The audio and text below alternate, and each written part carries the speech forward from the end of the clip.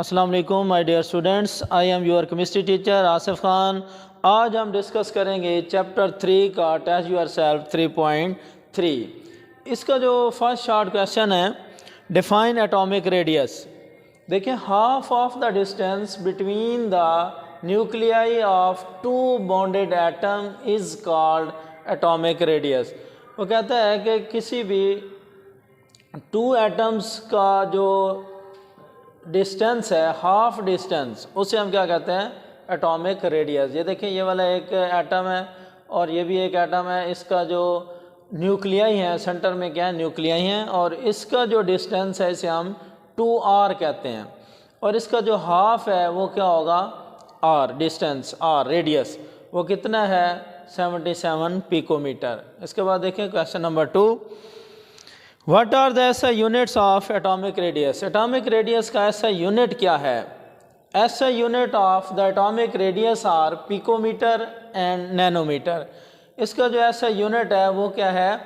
Picometre और nanometre. जो 1 picometre है वो किसके इक्वल होता है? 10⁻⁻12 मीटर।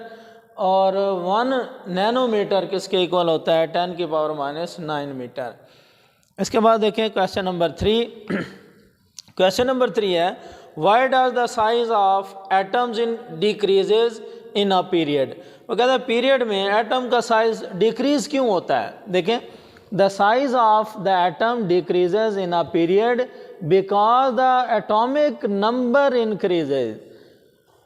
के जो साइज है एटम का वो डिक्रीज होता है पीरियड में क्योंकि एटॉमिक नंबर इंक्रीज़ होता है। एटॉमिक नंबर जो है लेफ़्ट टू राइट इंक्रीज़ होता है। उसमें क्या होता है? प्रोटॉन भी इंक्रीज़ होते हैं।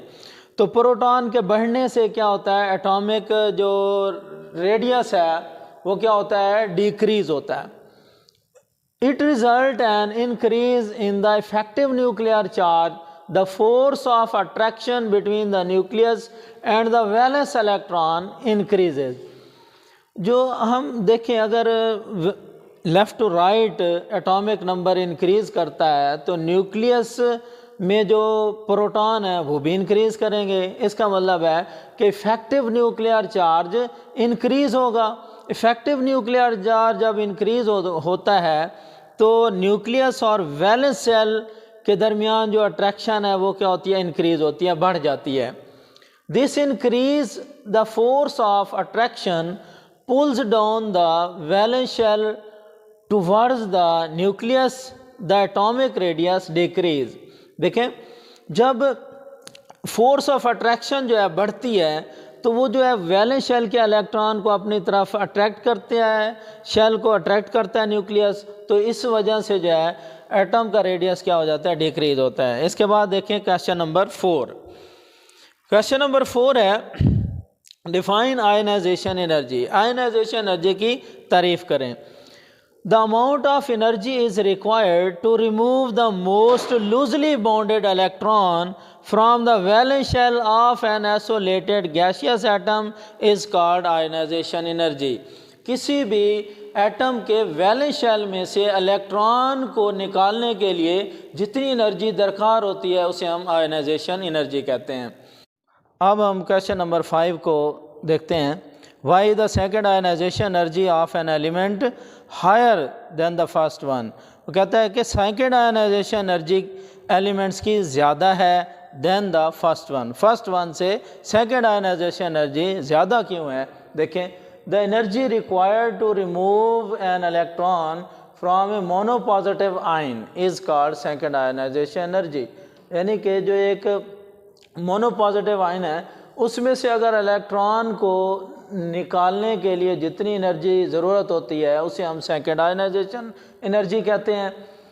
After the removal of one electron, the remaining electron are hold more tightly by the nucleus.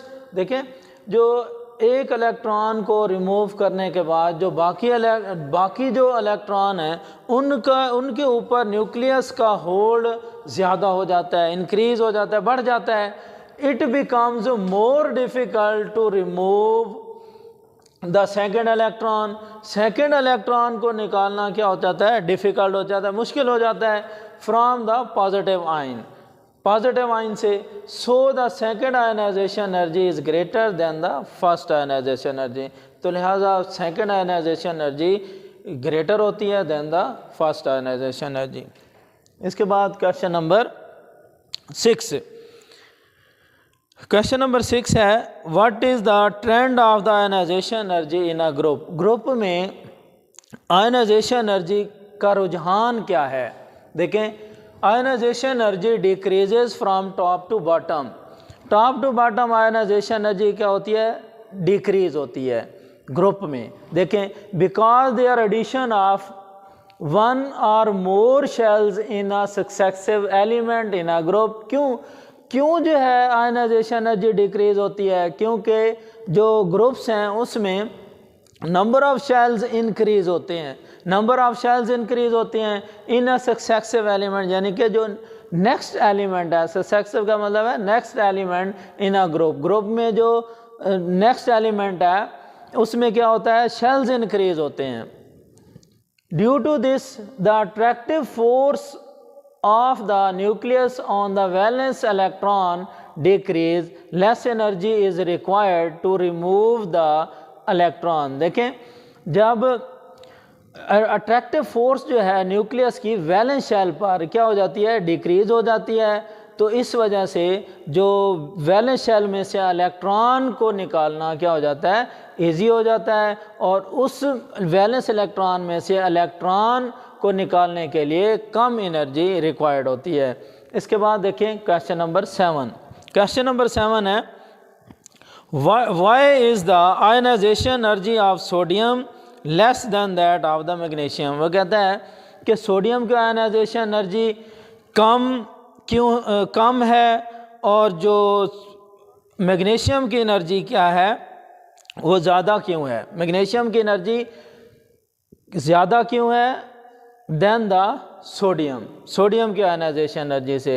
देखें, the ionisation energy of the sodium is less than that of the magnesium because the sodium has 1 electron in the valence shell, sodium के valence shell में 1 electron होता है, ठीक है, उसके जो nucleus है उसमें प्रोटॉन भी 11 होते हैं और उसके जो अराउंड शेल्स हैं उनमें इलेक्ट्रॉन्स भी 11 होते हैं और जो वैलेंस शेल है उसमें 1 इलेक्ट्रॉन होता है। While the magnesium has 2 electron in its valence shell, देखिए जो मैग्नीशियम जो एलिमेंट है उसके वैलेंस शेल में 2 इलेक्ट्रॉन होते हैं, इसका जो मैग्नीशियम है इसका एटॉमिक नंबर 12 है, उसके जो न्यूक्लियस है उसमें प्रोटॉन भी 12 हैं और उसके जो शेल्स हैं उसमें 12 इलेक्ट्रॉन हैं और जो वैलेंस इलेक्ट्रॉन है उसमें 2 इलेक्ट्रॉन होते हैं। So there is more electrostatic force between the electrons of magnesium with the nucleus, जो न्यूक्लियस है उसकी जो अट्रैक्शन है वैलेंस शेल पर, जो मैग्नीशियम के एटम है उसकी जो वैलेंस शेल के ऊपर क्या अट्रैक्शन ज़्यादा होती है, तो लिहाजा क्या है as compare to 1 electron of the sodium, तो सोडियम के जो वैलेंस शेल में इलेक्ट्रॉन क्या होता है 1 होता है और मैग्नीशियम के वैलेंस शेल में 2 इलेक्ट्रॉन होते हैं। तो यही वजह है कि सोडियम में से इलेक्ट्रॉन को निकालने के लिए कम एनर्जी आयनाइजेशन एनर्जी रिक्वायर्ड होती है than that of the magnesium. देखें, ये जो आज हमने डिस्कस किया है टेस्ट योरसेल्फ 3.3, इसके जो शॉर्ट क्वेश्चन है आई होप कि आपको समझ आ गई होगी। अगर कोई बात आपको समझ नहीं आती तो आप मेरे व्हाट्सएप पे कांटेक्ट कर सकते हैं और आपने डेली बेसिस पे होमवर्क लाजमी करना है, ठीक है, ये आपका होमवर्क चेक किया जाएगा। ओके, अल्लाह हाफिज़।